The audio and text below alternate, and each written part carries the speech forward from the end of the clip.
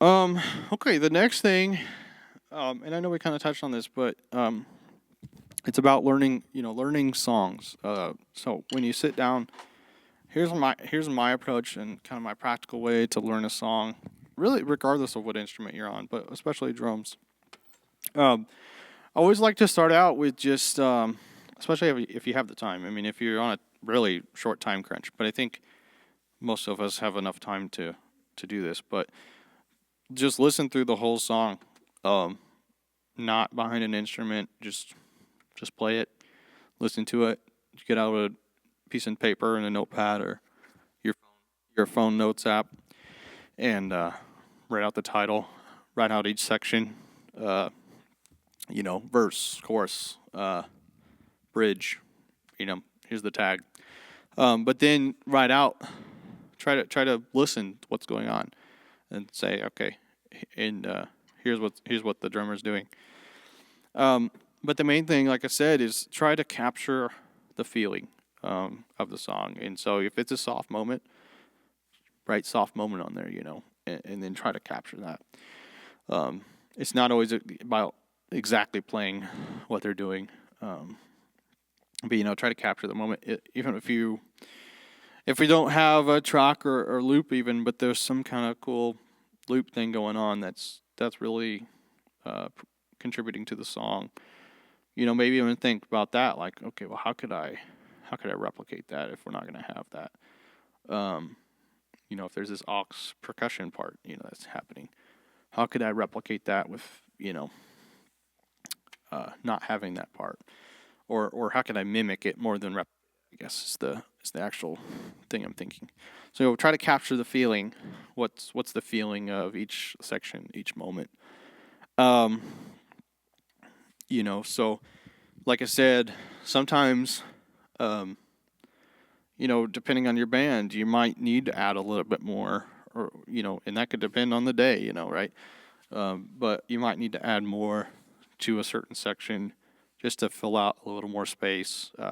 But don't do it too much where now, like if it didn't have a groove and you've added a groove, like that's probably too far.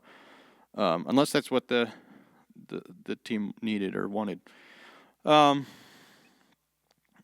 you know, uh, a practical example of this, I actually, when I went on my mission trip, they gave us a set list of the songs, and I didn't find out, but until like I was at the airport, they were like, "Yeah, we don't have a drummer," and I was like, "Well, I could play." And so, but a lot of these songs like that were on the list, I hadn't played before, and one of them was "Glorious," which if you heard that by PJ Pumpman, "You Are Glorious."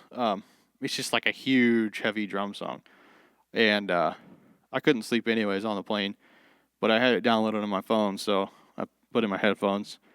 And without a drum kit, I would say I learned the whole song just with my notes app. Took notes, broke down the fills using the kind of vocabulary writing out. I still could go back to that note probably today and listen to the song, and in 5 minutes after listening to it, work on a couple things here and there, but probably play the song pretty close to how it was. Um, and that really is just all contributed to like making notes and listening, like actively listening to the song. Um, and so what I would suggest, really this could apply to every instrument, but especially drums. Try to do that. Write out. I would call them a drum map. Here's the verse. Here's the kick pattern. You could write out, use the same notation and write out. Here's my kick pattern. I've got the one, the kick on the one, and then on the kick on the three, and then the kick on the and of three. So right, and then now you have that written down. You don't have to try to remember that or guess it. But that's also helpful because I think as as church musicians, right, we learn so many songs. I mean, we've got over 200 songs in our planning center. So for me to try to remember each one of those is a lot. But if you can make notes, you can always reference the note again. And so it may be that also, like, we play a song and then we won't play it again for another month, or if you get rotated out, you may not play it for another 3 months, or 6 months. But if you make your notes, you kind of save yourself from having to learn it again and again every time. So that's kind of a cool trick I picked up from different musicians that I played with over the time.